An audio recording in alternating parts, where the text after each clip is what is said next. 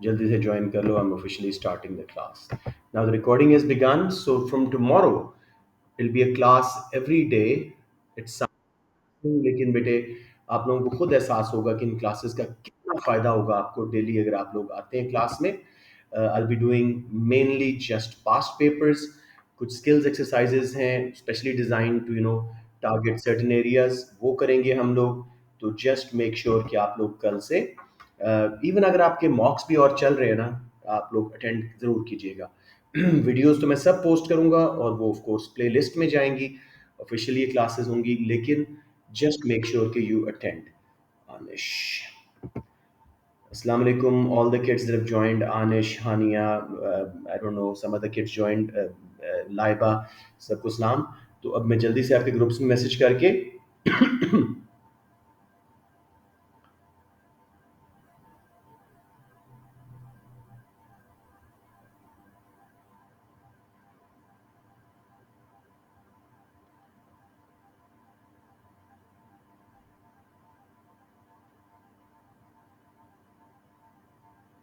चलें जी. अब मैंने मैसेज कर दी हैं, रिकॉर्डिंग स्टार्टेड है. Let's make a start. आज हमने मैक्रो पे फोकस कर रहे हैं. कल हमने माइक्रो पे और मेनली इलास्टिसिटीज पे फोकस किया था, तो अब वही काम आज मैक्रो के साथ ज़रा टॉपिकल करते हैं. With the help of diagram या डायग्राम्स, आपकी मर्जी है दो बनाएं या एक ही बनाएं. आई वुड से एक बनाना ज़्यादा अच्छा है. Explain one reason for an increase in aggregate demand and one reason for an increase in aggregate supply. ठीक है जी, यहाँ तक कर गए. 6 मार्क्स आपके मिल गए. और वो 2 मार्क्स के लिए कंसिडर वेदर का वही इवैल्यूएशन का point. Consider whether an increase in aggregate demand will always lead to inflation. इस पे हमने बहुत काम किया हुआ है. 12 मार्क का क्वेश्चन भी किया हुआ था आपके क्वेश्चन बैंक में जब पहले यूनिट का मैंने टेस्ट लिया था. This should be quite simple. 3 3 2 याद रखिएगा. 8 के division. 3 for knowledge, 3 for analysis, 2 for evaluation. सबसे पहले बच्चे हम इसका स्टार्ट आई वुड से हम एग्रीगेट डिमांड और एग्रीगेट सप्लाई को डिफाइन कर देते हैं. So what is aggregate demand? It is the total demand. एक सेकेंड जी, कोई और बच्चा एंटर हो रहा है, मैं उनको जरा अलाउ कर दूं. अच्छा, और भी बच्चे आ गए. Just a moment.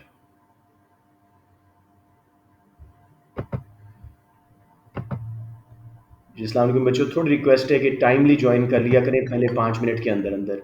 अब देखिए ना, क्लास स्टार्ट नहीं हो पा रही because of late joiners. You हैं. अस्सलाम वालेकुम, who is this with the name you? बच्चे बता दें वरना मुझे आपको रिमूव करना पड़ेगा. जल्दी से बता दो.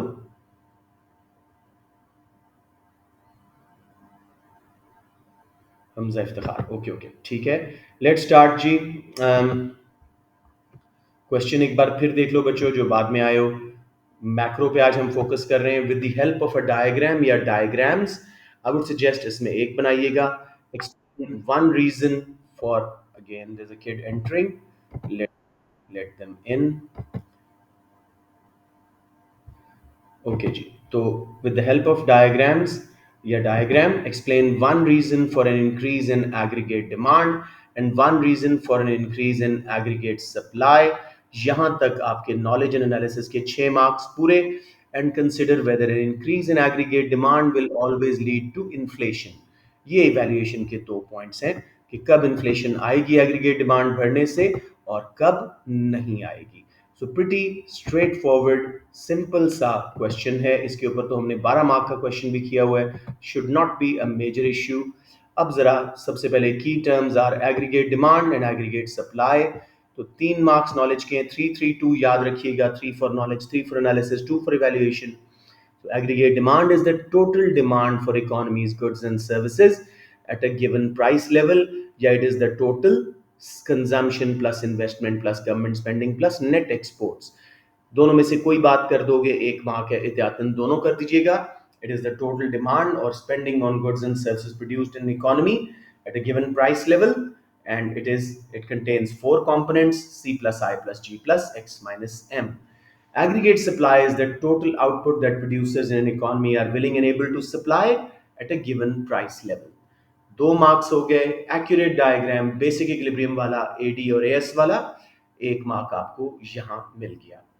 कोई कंफ्यूजन बच्चों? कुछ प्रॉब्लम यहां तक आ रही हो? सिंपली आपने एडी को डिफाइन किया, total demand for economies goods and services at a given price level. It includes four components, C plus I plus G plus X minus M. ठीक है, अच्छा बच्चा इसके नाम भी लिख देना तो और अच्छा हो जाएगा। उसके बाद मेरा बेटा हम आए जी aggregate supply, total output produced in a country over a year at which producers are willing and able to supply at a given price level. Accurate diagram showing AD and S curves, Y axis पे label करना है price level, ये micro नहीं है macro है। X axis पे quantity की जगह रियल जीडीपी या real output. Aggregate demand curve लगाएं, एग्रीगेट सप्लाई शॉर्ट रन वाले लगाएं, बेसिक इक्विलिब्रियम बना के प्राइस लेवल, और नीचे वाई या क्यू जो भी दिल करता है आप आउटपुट लाइन पे लेबल कर सकते हैं। ये हो गया जी आपका 3 मार्क्स नॉलेज के। Any one, any confusion? अब मेरे बेटे हमने एनालिसिस के मार्क्स लेने हैं। Analysis must explain a valid cause of an increase in aggregate demand. One of you please tell me, aggregate demand क्यों बढ़ेगी? हमने बथेरे फैक्टर्स पढ़े हुए हैं, कंजम्पशन का कुछ बताओ या गवर्नमेंट स्पेंडिंग के कोई रीजंस, कोई भी अच्छा सा फैक्टर एक्सप्लेन करो या दो तीन मर्ज करके एक्सप्लेन करो। Any one of you?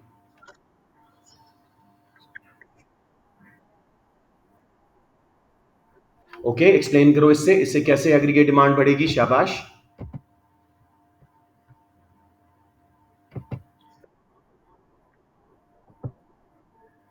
बोलते जाओ, रुको नहीं, मेरे सवालों का वेट नहीं करो। I want you to give me a good reason. Consumers' income increased, their purchasing power increased, which will cause an injection of consumption into aggregate demand, and aggregate demand will shift to the right. समझ रहे हो? ये हम बहुत दफा कर चुके हैं, तो इसमें अब हेजिटेशन नहीं होनी चाहिए। अब कोई और बच्चा, a valid cause of increase in aggregate supply, रिवेंटिस के फैक्टर्स पकड़ो, कोई एक या दो तीन मिक्स करके एग्रीगेट सप्लाई को बढ़ाएं।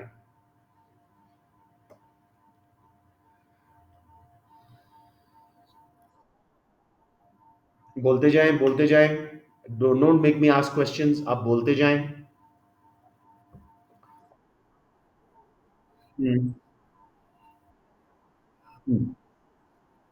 This is it.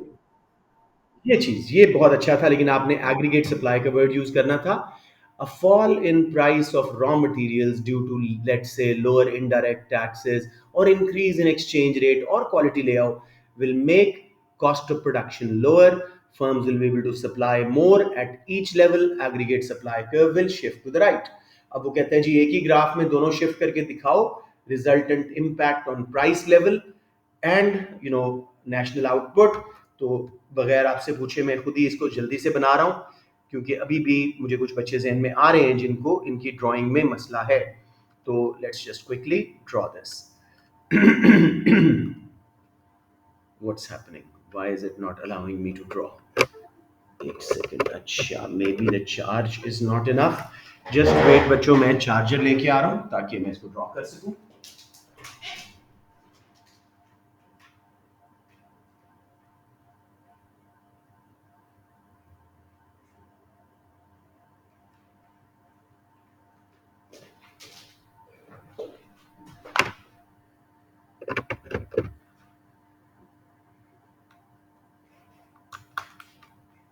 Ji, here we go. I hope now it starts letting me do it. अभी तक इसने मुझे अलाउ नहीं किया। Let me reopen the word, क्योंकि नॉर्मली ये इस वक्त तक मुझे कर देना चाहिए था इसको, लेकिन हो नहीं रहा।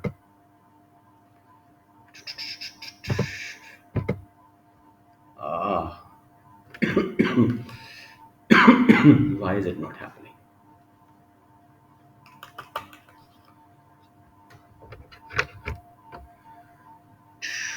चले, एनीवेज हमने सिंपल एग्रीगेट डिमांड कर्व को राइट पे शिफ्ट करना है। मैं इसी तरह ड्रॉ करने की कोशिश करता हूँ, नहीं इस तरह भी नहीं करने दे रहा। इसका मतलब है कि something is not right with either of the settings. नहीं, इस तरह भी नहीं हो रहा। Let me just try one last time. अगर फिर भी नहीं हुआ तो इसका मतलब है कि मुझे अपना ये विंडोज़ दोबारा अपडेट करवाना पड़ेगा। Yup, because it's not letting me do anything. इसका मतलब है विंडोज़ अपडेशन की ज़रूरत है। चलें, कोई बात नहीं, वापस चलते हैं। मुझे बताएं, आप लोग ये ड्रॉ कर लेंगे बेसिक इक्विलिब्रियम बना के एग्रीगेट डिमांड एग्रीगेट सप्लाई का, फिर राइट पे शिफ्ट करें एग्रीगेट डिमांड को और राइट पे ही शिफ्ट करें एग्रीगेट सप्लाई को। जब दोनों शिफ्ट करेंगे तो प्राइस लेवल अनसर्टन सेम रहना चाहिए और नेशनल आउटपुट, रियल आउटपुट, वो बढ़नी चाहिए। सबको ये समझ आ रहा है या you need some more help that I can show you from the net actually? Clear है बच्चों? चलें, good. Let's now move on to evaluation. अब आप जब ग्राफ बनाओगे उसको एक्सप्लेन कीजिएगा as seen above in the graph, both aggregate demand and aggregate supply curve shift to the right. This will increase national output, however price level remains uncertain. अब evaluation में whether increase in aggregate demand will cause inflation will depend on the shift का size, the magnitude of both shifts. ठीक है? आप बोले कि क्या aggregate demand ज्यादा बढ़ी थी या एग्रीगेट सप्लाई? अगर एग्रीगेट डिमांड ज्यादा बढ़ी थी तो इन्फ्लेशन आएगी डिमांड पुल, वरना नहीं आएगी। It will also depend on long run aggregate supply curve shape. हम अगर उसके below full employment elastic part में थे तो एग्रीगेट डिमांड बढ़ने से प्राइस लेवल नहीं बढ़ेगा, लेकिन अगर हम क्लोज टू फुल एम्प्लॉयमेंट थे या ऑन फुल एम्प्लॉयमेंट थे तो एग्रीगेट डिमांड बढ़ने से प्राइस लेवल बढ़ेगा, इन्फ्लेशन आएगी।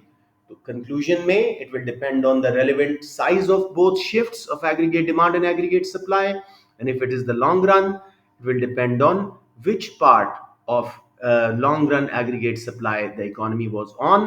If below full employment, there will be no inflation.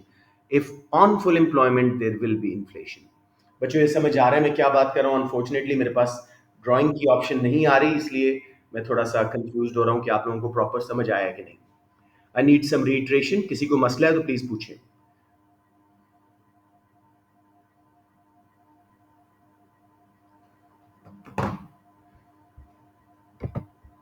All right, इसलिए मैं ये ऑफ नेम्स के बच्चों को अलाउ नहीं करता। ये यू वाला बच्चा कुछ हरकतें कर रहा है, इसको मैं अभी जैसे किक आउट कर देता हूँ। Yes, there he is. बेटे प्लीज़, ये आप लोगों की क्लास के लिंक्स हैं, इन्हें शेयर मत किया कीजिए। अब देखो अगले जितने बच्चे आएंगे I will be very unsure कि ये कौन बच्चा था, ये स्टफ लाइक दैट। बेटे समझ आ गया? सबकी खामोशी का मतलब है समझ आ गया। चले मैं एक बार फिर रिकैप दे रहा हूँ और हम क्लास में आगे चलते हैं। आपको लगता है ये वही बच्चा दोबारा, मुरीब जो भी हमारा स्टूडेंट नहीं है, तो इसको भी इग्नोर करते हैं। Let's move on, G. With the help of diagrams, yeah, diagram explain one reason for an increase in aggregate demand and one reason for an increase in aggregate supply, and consider whether an increase in aggregate demand will always lead to inflation. 332 knowledge के लिए सबसे पहले aggregate demand को define करें. It is the total demand for an economy's goods and services at a given price level. It includes four components: C plus I plus G plus X minus M. दोनों में से एक बात करें, एक mark मिल जाएगा. Aggregate supply, on the other hand, is the total output producers are willing and able to supply in an economy at a given price level. अब यहाँ पे खाली प्राइस बोलना या ऑफ अ पर्टिकुलर गुड बोलना कोई mark नहीं आएगा। ये एग्रीगेट सप्लाई है, तमाम गुड्स एंड सर्विसेज की सप्लाई है पूरे कंट्री में, तो इट्स अ मैक्रो कॉन्सेप्ट। अब जी एक बेसिक इक्विलिब्रियम वाला ग्राफ बनाएं, ADAS कर्व्स लगाएं, उनके लगाने के बाद आपको जो है प्राइस लेवल और नेशनल आउटपुट बन जाएगी ओरिजिनल वाली आरएस। उसके बनाने के बाद बेटे आपने क्या करना है, आपने एग्रीगेट डिमांड को राइट पे शिफ्ट करवाना है, एग्रीगेट सप्लाई को भी राइट पे शिफ्ट करवाना है, और दोनों का एक एक वैलिड रीजन देनी है। जैसे आप लोगों ने बताया, एग्रीगेट डिमांड में rise due to increase in income of consumers. As consumers income rise, they will be able to spend more, their purchasing power will increase. As a result, consumption will be injected into aggregate demand, then firms will invest more. All of that will shift aggregate demand to the right. उसके बाद जी reduce cost of production due to cheaper raw materials or subsidies by the government or indirect taxes being reduced will cause aggregate supply to shift to the right. The new equilibrium will be formed with same price level, uncertain price level, and national output, national income will increase to Y1 या Q1 जो भी आपने label किया हुआ था. उसके बाद मेरे बेटे आप लोगों ने कमेंट देना है evaluative. Whether inflation will occur, demand pull inflation due to rise in aggregate demand will depend on the relevant shift, yes, size, yeah, magnitude of shifts of aggregate demand and aggregate supply curves. And if it was long run, it will depend on whether the economy was below full employment in the elastic part of long run aggregate supply curve. In that case, there will be no inflation. But if economy was on full employment on the inelastic part of their long run aggregate supply curve, there will be demand pull inflation. ये आपका basic simple 8 marks done. Any questions? Any confusions? देखो बेटे, काश मेरे पास ये होता इस वक्त बोर्ड, तो मैं अब तक आपको ये सारी बात समझा चुका होता. नहीं, मेरा बोर्ड ही नहीं चल रहा. I think it's something to do with my board, not the word. चले मैं एक बार फिर देखता हूँ if I can work it out. एक बच्चा और एंटर हो रहा है, मूसा. अच्छा जी, मैं कोशिश कर रहा हूँ कि अगर ये मेरा एक बार चलना शुरू हो जाए. यस, चलें अब यहाँ से तो चलना शुरू हो गया. I hope if it works on the word document. Oh yes. Ah, no. Why? I don't know why it's not working. Hmm. This is really weird.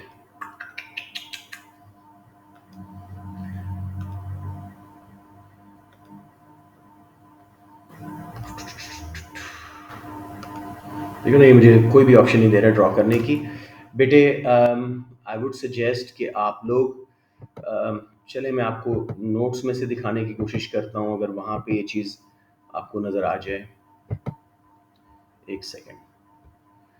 लेकिन ये आ जाना चाहिए था, हमने बहुत प्रैक्टिस की हुई थी. चलें फिर एक बार कोशिश करता हूँ कि नोट्स में से आप लोगों को समझाने की कोशिश करूँ. इस तरह टाइम बहुत लगेगा. चलें, लेट्स डू इट. ये देखो बेटे, आपने शॉर्ट रन वाला पहले तो ग्राफ बनाना है. ठीक है, ये विड्रॉल इंजेक्शन मॉडल्स हैं, सिंपल एग्रीगेट डिमांड और एग्रीगेट सप्लाई वाले. आपने करना है, ये देखिए यहाँ पे क्वेश्चन इसी तरह का सॉल्व हुआ था. हाँ, ये देखो, एग्रीगेट डिमांड भी राइट पे शिफ्ट करनी है आपने, एग्रीगेट सप्लाई भी. बेशक शॉर्ट रन ना लिखो, एएस लिख लो, AS0 AS1. Price level, real GDP. देख रहे हो प्राइस लेवल चेंज नहीं हो रहा. National output, real GDP Y0 से Y1 पे जाना है. आपने ये बनाना है और फिर बोलना है as seen in the graph, price level remains the same and real output rises. Evaluation में आपने बोलना है whether inflation will occur will depend on the relative size of aggregate demand and aggregate supply shift. ठीक है. Secondly, it will also depend on long run aggregate supply position of the country. अभी आपने ये वाला graph जो है मैं आपको दिखा दूं. If economy was below full employment, देखो जहां पे AD0 AD1 पे गया, प्राइस लेवल नहीं बढ़ा. लेकिन if we were close to full employment, AD2 से AD3 पे गया, तो देखो प्राइस लेवल बढ़ रहा है. तो आपने ये बनाना नहीं है, बस बता देना है. अब समझ आ गई valuation? Okay, great. Let's move on to the next of the questions. Right बच्चों, तो ये हो गया. उसके बाद बेटे हम आते हैं अगले क्वेश्चन पे. ये हमारा पहला क्वेश्चन मैक्रो का हो गया. अब let's see. Assess whether the internal effects of inflation are more serious than external effects of inflation for an economy. 12 marks. इसका मेरे नोट्स में भी आंसर, मॉडल आंसर बना हुआ है. बहुत इजी क्वेश्चन है. आप लोगों ने इसमें सिंपली टेस्ट के लिए भी आपको इसका बकायदा मैंने मॉडल आंसर्स भेजे थे, वॉइस नोट्स भेजे थे. तो एक बार मैं फिर ये करवा देता हूँ. 444 नॉलेज एंड अंडरस्टैंडिंग एनालिसिस के 8 मार्क्स को up to 4 for internal effects of inflation यानी विद इन द कंट्री, और फिर up to 4 for external effects of inflation यानी इंटरनेशनल ट्रेड पे, एक्सचेंज रेट के ऊपर. ठीक है. और इसमें हमने क्योंकि उसने इफेक्ट्स बोले हैं तो हमने बुरे पहले बताने हैं, फिर थोड़ा सा एक आधा अच्छा भी बताना है. सो सबसे पहले इसी मार्क स्कीम के मुताबिक चलते हैं. मेजर वाले पॉइंट्स. सबसे पहले, internal effects of inflation are those which affect the domestic economy directly and may include income redistribution. इसको अच्छी तरह explain करें.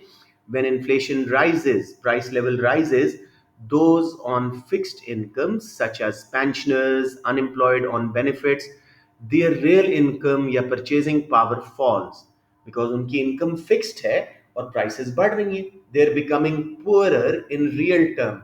नॉमिनल या मनी टर्म में वो गरीब नहीं हुए, अभी भी 50,000 उनको महीने का मिल रहा है, लेकिन वो खरीद कम पा रहे हैं, इसलिए रियल इनकम गिर रही है. So those on fixed income will become poorer on real terms. Pensioners unemployed on benefits because their income is fixed but prices are rising. Hence, they're able to afford less and less. Hence, their real income falls. They become poorer in real term. अब income distribution कैसे खराब हो रही है? Those with fixed assets like houses, cars, land, shares, gold, their assets will appreciate during inflation. They'll become more valuable. Hence, their real income will increase. Rich will become richer. Income gaps will widen. 2 marks आपको straight away इसके मिल जाएंगे. Any confusion here, बच्चों? फिर आप एक एक mark के लिए menu cost and shoe leather cost use कीजिए. सबको पता होता है मेन्यू कॉस्ट का. Cost of firms having to change prices on their price list, menus, brochures, websites frequently. बार बार महंगाई हो रही है, बार बार आपको मेन्यूज, प्राइस लिस्ट, ब्रोशर्स को रीप्रिंट करना पड़ रहा है. फर्म्स की कॉस्ट बढ़ रही है. Shoe leather cost, or the inconvenience of having to hold smaller quantities of cash, searching for the best rate of interest. लोग अपने पैसे from one bank to another bank move करते रहते हैं to protect the real value of their savings. क्योंकि महंगाई है, वो चाहेंगे उस बैंक में पैसा रखें जहां ज्यादा सूद मिल रहा है ताकि उनकी रियल वैल्यू ऑफ सेविंग ना गिरे. साथ में ज्यादा कैश अपने पास रखना पड़ रहा है, उसकी वजह से भी इसको बोलते हैं shoe leather cost. Uncertainty in transactions, firms के लिए अपना फ्यूचर प्रिडिक्ट करना, कॉस्टिंग करना, सब कुछ बड़ा मुश्किल हो जाता है. लेकिन कुछ फायदा भी एक आधा कर लेते हैं जी. Stimulus for output. If aggregate demand pull inflation थी, aggregate demand is rising slowly, firms will have some profit motive. They will produce more and create employment. So that is a sign of economic growth. ये 4 mark समझ आ गए बच्चों. 2 for income distribution, 1 for menu cost, 1 for shoe leather cost. एक और strong point आपको दे देता हूं. आप इसमें कीजिएगा जी कि during inflation period lenders lose and borrowers gain.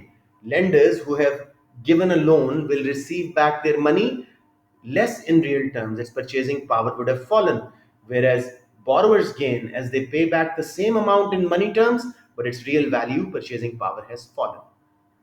एक बेनिफिट कर दीजिएगा कि अगर इन्फ्लेशन डिमांड पुल थी 2 to 3% थी तो इकोनॉमिक ग्रोथ का साइन है. एग्रीगेट डिमांड बढ़ रही है, आउटपुट और एम्प्लॉयमेंट बढ़ रही है. सब बच्चों को समझ आ गया या कोई कंफ्यूजन? इनकम वाला ओके. बेटे एक बंदा है जिसकी 50,000 रुपये महीना इनकम है. पिछले साल पाकिस्तान में जितनी चीजें वो खरीद सक रहा था, क्या वो उतनी खरीद सकता है? इसलिए वो रियल टर्म्स में रियल इनकम वाइज गरीब हो गया. मनी इनकम वही है लेकिन रियल इनकम वाइज गरीब. दूसरी तरफ एक बंदे की प्रॉपर्टी थी, घर था. ड्यूरिंग इन्फ्लेशन पीरियड साल में 20-25%, 30% प्रॉपर्टी की वैल्यू बढ़ी है, वो मजीद अमीर हो गया. तो इनकम गैप्स वाइड होना शुरू हो गया. समझ आ गई बात? ओके. एनीवन एल्स जी? Any question here? This is an important question. Yes बेटे. देखो बेटे, जब इन्फ्लेशन माइल्ड होना 1 to 2%, ठीक है, एग्रीगेट डिमांड बढ़ रही होती है और एग्रीगेट सप्लाई उतनी स्पीड से नहीं बढ़ रही होती, तो फर्म्स को प्रॉफिट का इंसेंटिव आ रहा होता है. सस्ता रॉ मटेरियल लेते हैं, महंगी चीज बना के बेचते हैं, सो दे प्रोड्यूस मोर, आउटपुट बढ़ती है, इकोनॉमिक ग्रोथ आती है. एग्रीगेट डिमांड राइट पे शिफ्ट करो, डिमांड पुल इन्फ्लेशन आएगी लेकिन जीडीपी भी बढ़ रहा होगा. ये उसकी बात हो रही है. Got it Manur? वेलकम रे बेटा. Any questions on internal consequences? 3 कर लो बुरे वाले. Income redistribution, menu cost, shoe leather cost, borrowers gain, lenders lose.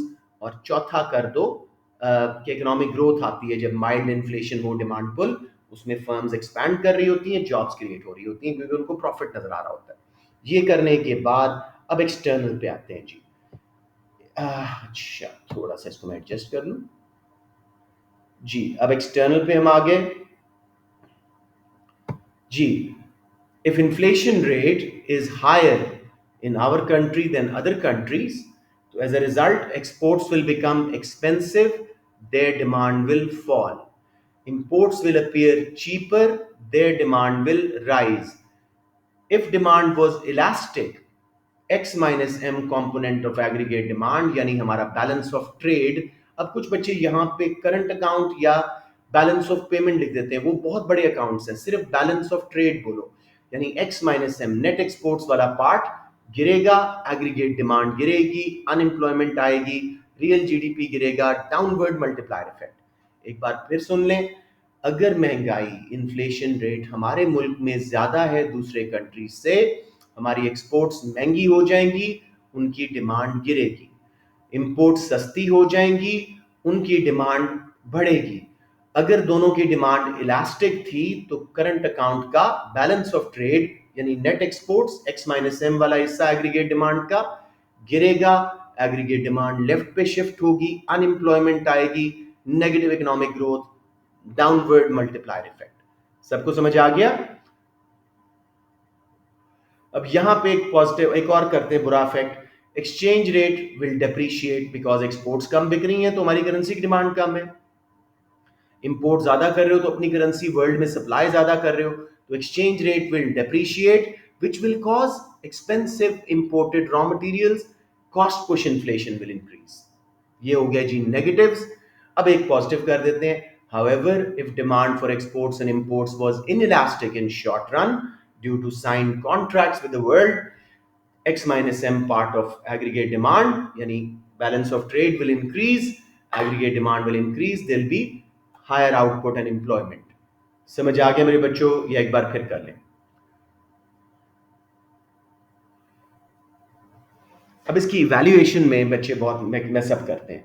Evaluation में आपने क्या बोलना है कि दोनों में से कौन सा ज्यादा बुरा है। तो सबसे पहले आप बोलें, if the economy was an open economy which relied a lot on net exports, international trade, the external consequences of inflation will be much more, harmful or much more, compelling। फिर जी, if the economy was closed economy, internal consequences will be much more harmful। उसके बाद आप कहें it will also depend on comparative rate of inflation in other trading partner countries। If our inflation was high but other countries had even more inflation, then external consequences will not be bad, internal consequences will be more bad।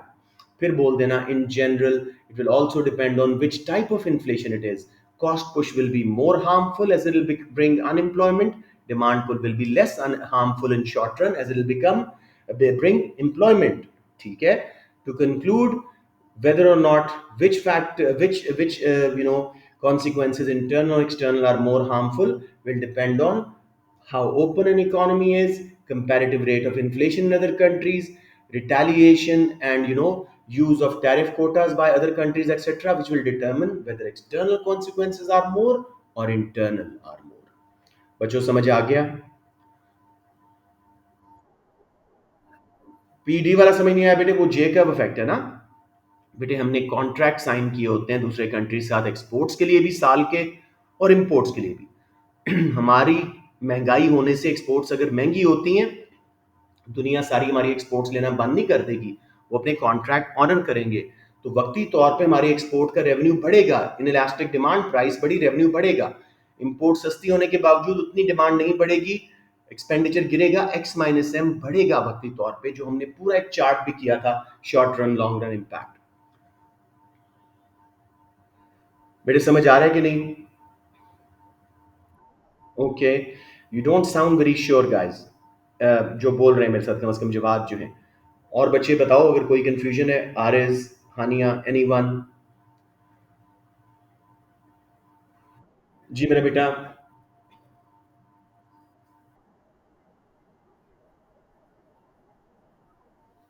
Ji, cost push बहुत बुरी है, उसमें aggregate supply left पे shift होती है, महंगाई भी आ रही है और अनएम्प्लॉयमेंट भी हो रही है, उसको बोलते हैं stagflation, when unemployment and prices rise together.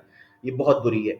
Demand pull relatively अच्छी है, शॉर्ट रन में एग्रीगेट डिमांड बढ़ रही है, ठीक है महंगाई आ रही है लेकिन जीडीपी तो बढ़ रहा है ना, एम्प्लॉयमेंट तो बढ़ रही है, जॉब्स क्रिएट हो रही है। तो हमने बोलना है तीन बातें बेटे। It will depend on whether the economy was open or closed. An open economy does more international trade, will suffer more external consequences of inflation, whereas a closed economy does not do much international trade, like Cuba, North Korea. They will suffer more internal consequences. फिर इसी तरह it will depend on the relevant rate of inflation in other countries.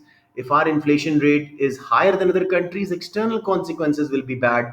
But if it is lower than other countries, internal consequences will be more, important. इसी तरह it will depend on the cause of inflation, whether it was cost push or demand pull. आप और भी add कर सकते हैं कि भाई एक्सपेक्टेड थी कि अनएक्सपेक्टेड थी. एक्सपेक्टेड बेहतर है, अनएक्सपेक्टेड ज़्यादा मुश्किल है उससे डील करना. समझ आ गया बच्चों? कोई कंफ्यूजन अब?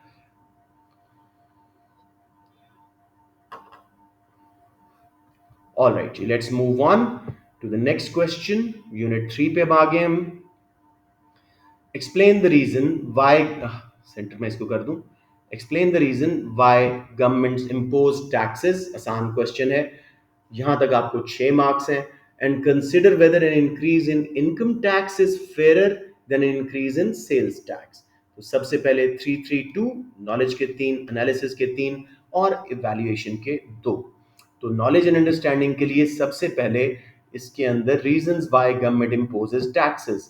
मैं करूंगा, टैक्सेस को भी डिफाइन कर दूंगा. Tax is a financial payment made by consumers and firms to government. They can be direct or indirect, like income taxes and sales tax. ठीक है. फिर जी, government imposes taxes to gain revenue. That revenue they can spend on merit goods, public goods, infrastructure, etc. So indirect and direct taxes are a major source of revenue for government. Number two, government might impose taxes to subsidize firms so that they can grow and develop their comparative advantage. In order to help farmers, in order to help exports, government needs money, so they will raise it from taxes. ठीक है. Third reason कर दो, sometimes they want to control या reduce consumption of demerit goods like cigarettes, alcohol, etc., which are overconsumed and overproduced. So government uses indirect taxes to make them expensive. ये 3 reasons हैं. एक एक mark के लिए बड़े आराम से आप कर सकते हो. फिर जी एनालिसिस के लिए डायरेक्ट और इनडायरेक्ट टैक्स का डिफरेंस. इनकम टैक्स डायरेक्ट है, इनडायरेक्ट टैक्सेस में सेल्स टैक्स है. फिर इसकी हम बात करेंगे फेयरनेस की, क्योंकि क्वेश्चन यही पूछ रहा था कि consider whether income tax is fairer than an increase in sales tax. ठीक है. तो अब जी, direct taxes like income tax are usually progressive in nature. their rate rises. आप बच्चे लिख देते हैं tax amount rises. Tax amount नहीं, rate rises. Their rate rises when incomes rise. So they take a bigger proportion of rich's income and a smaller proportion of poor's income. Hence, they are more fair. They make income distribution fairer after taxes. ठीक है. Whereas indirect taxes like sales tax, although they have a flat rate, their impact is regressive. सब बंदे एक ही rate दे रहे हैं, गरीब भी अमीर भी, लेकिन गरीब पे ज्यादा इम्पैक्ट आ रहा है. So they fall heavily on the poor. They take a larger proportion of poor's income and a smaller proportion of riches income. Income gaps widen, hence they are unfair. तो ये पूरा हमारा इवैल्यूएशन समेत हो गया. To conclude, income tax is fair as it is according to ability to pay, and it redistributes income from rich to poor, whereas sales tax is unfair as it is not based on ability to pay. It's regressive in nature, hence it redistributes income from poor to rich. बच्चों बता दो एक बार फिर इसका कर लें, ये अक्सर बच्चों को कंफ्यूजन एंड तक रहती है इस क्वेश्चन में. Anyone who's struggling with this question?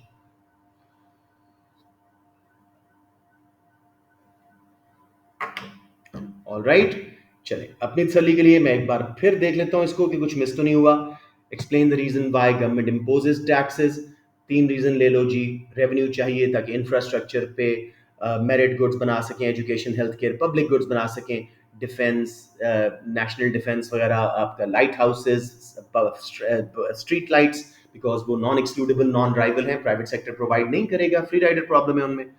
फिर जी, government can sometimes use them to control the consumption and production of demerit goods which are overconsumed due to information failure, such as cigarette, alcohol.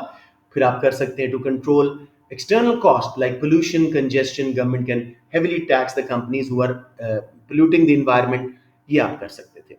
फिर जी बताएं कि increase in income tax ज़्यादा fair है कि sales tax. Income tax is a direct tax which is taken directly from consumers incomes. This is fairer as the rate of direct taxes, income tax rises when incomes rise. They take a bigger proportion of rich's income and a smaller proportion of poor's income. Incomes after tax या post tax become more equal, whereas sales tax is regressive in nature.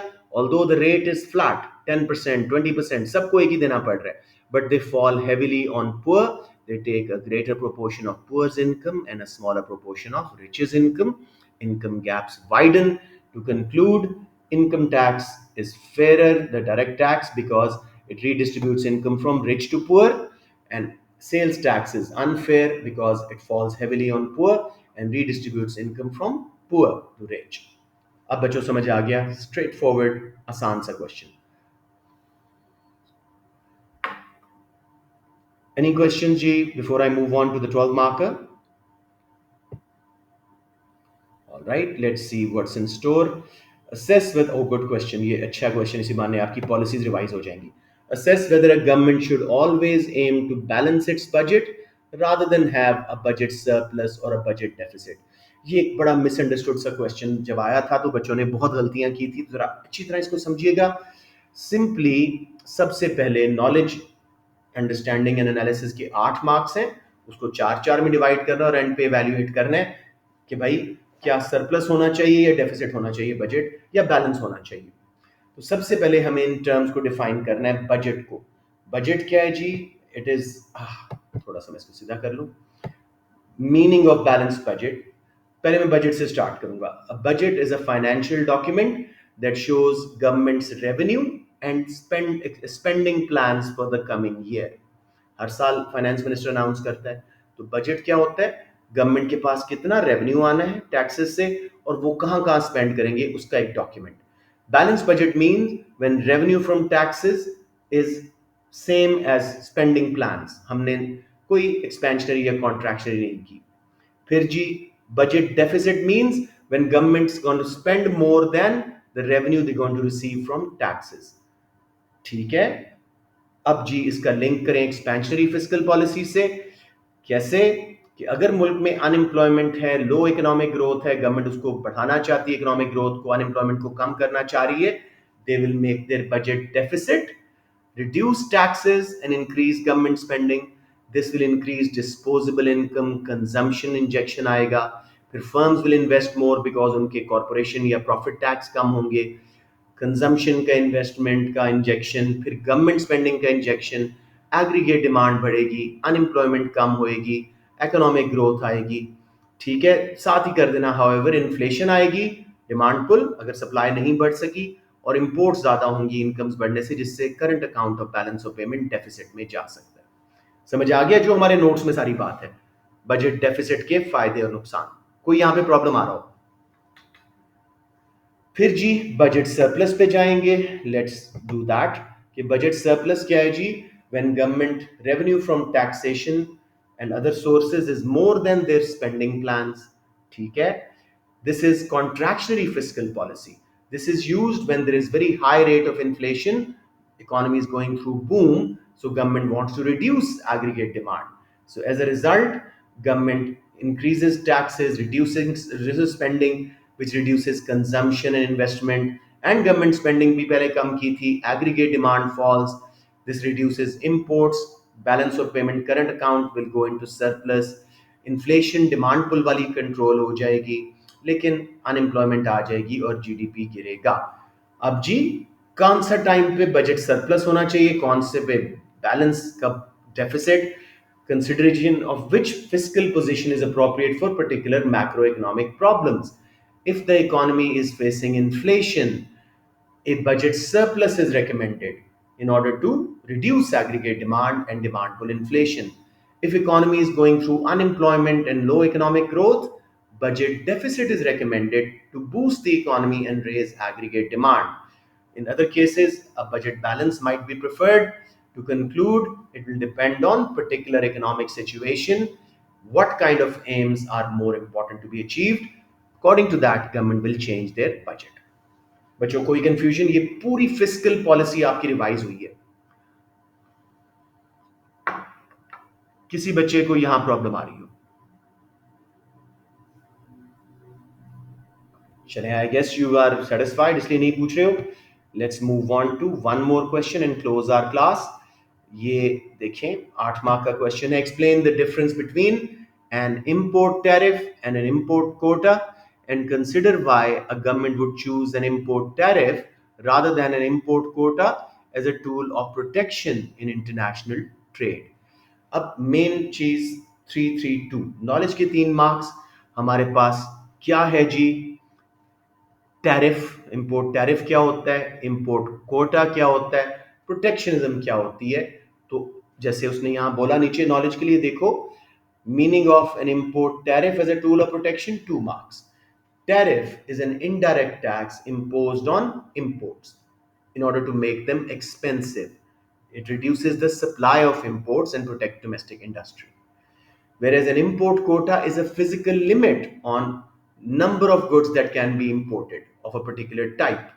This is just a straightforward physical limit in order to protect domestic industry. Protectionism is use of various policies to protect domestic industries such as tariffs, quotas, export subsidies, exchange controls, etc. समझ आ गया बेटा knowledge के 3 marks? Tariff क्या है? एक indirect tax है जो imported goods and services पे लगाया जाता है ताकि उनको महंगा करके लोकल वाली ज्यादा बिके। दूसरा कोटा क्या है? Physical limit on imported goods और सर्विसेज के इतने यूनिट्स आ सकते हैं, इतनी गाड़ियां आ सकती हैं, इतना फर्नीचर मुल्क में आ सकता है, उसके ऊपर नहीं। अब 3 मार्क्स एनालिसिस के, an explanation of various advantages and disadvantages of an import tariff. मेरे नोट्स में एग्जैक्टली इस तरह बना हुआ है, as a tool of protection in international trade.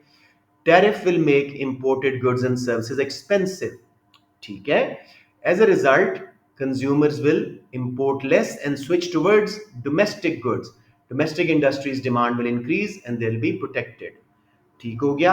अब इसमें थोड़ा सा हम आगे बाद में बात करेंगे।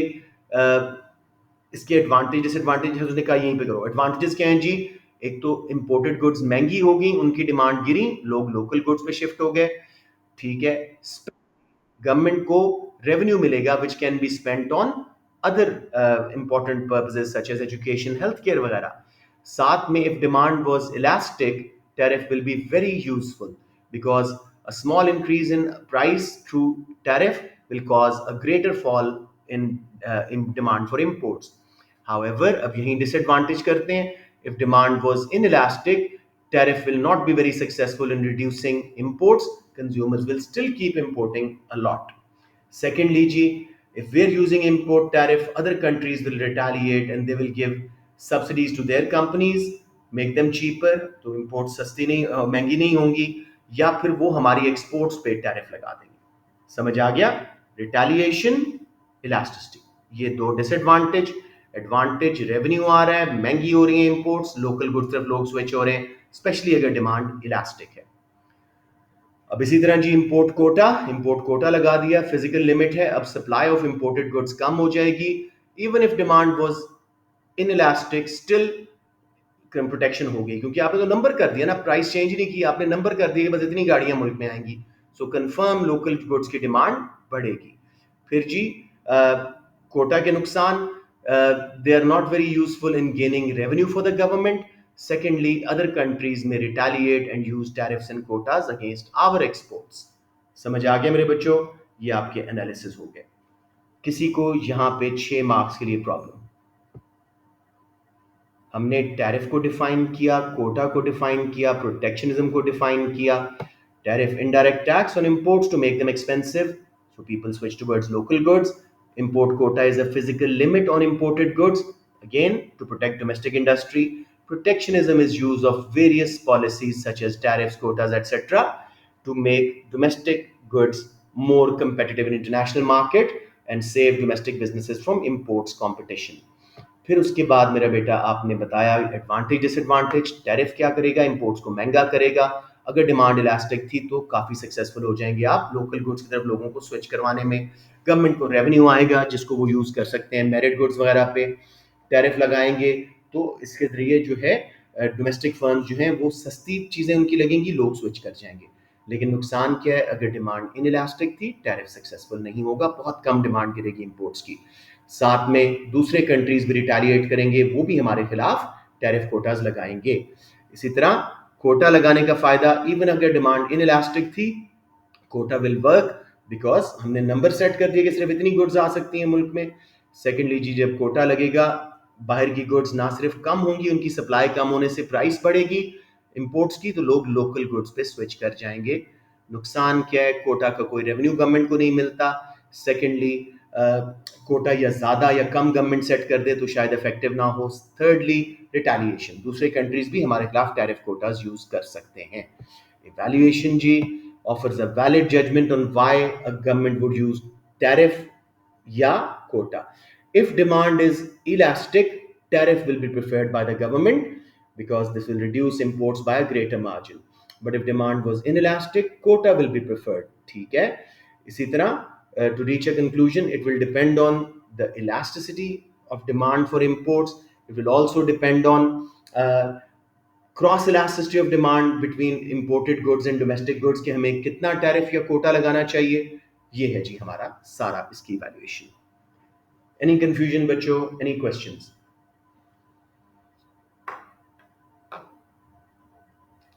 मैं ख्याल काफ़ी हो गया है, मैं अगला क्वेश्चन देख लूँ कि उसको हम जनरली डिस्कस कर सकते हैं कि नहीं। उप्स, किधर आ गया हूँ मैं, बहुत सेंसिटिव है ये हो गया जी। उसके बाद बस क्वेश्चन नज़र मार रहा हूँ। Assess whether the theories of absolute and comparative advantage are substantially undermined by various limitations. ये क्वेश्चन इंशाल्लाह हम आपके एग्जाम के बाद प्रॉपर अच्छी तरह लिख के करेंगे। और गोइंग फॉरवर्ड, अब तो ये जल्दी जल्दी मैं करवा रहा था, कल से जो क्लासेस होंगी वो proper revision and past paper session है। उसमें मैं आपको स्किल्स एक्सरसाइजेस कुछ करवाऊंगा, ग्राफ्स को लेबल करना सिखाऊंगा, रिवाइज करवाऊंगा कुछ चीज़ों को, और फिर एक comprehensive past paper practice inshallah. So that's all G. I'm going to close the class now unless you have any questions.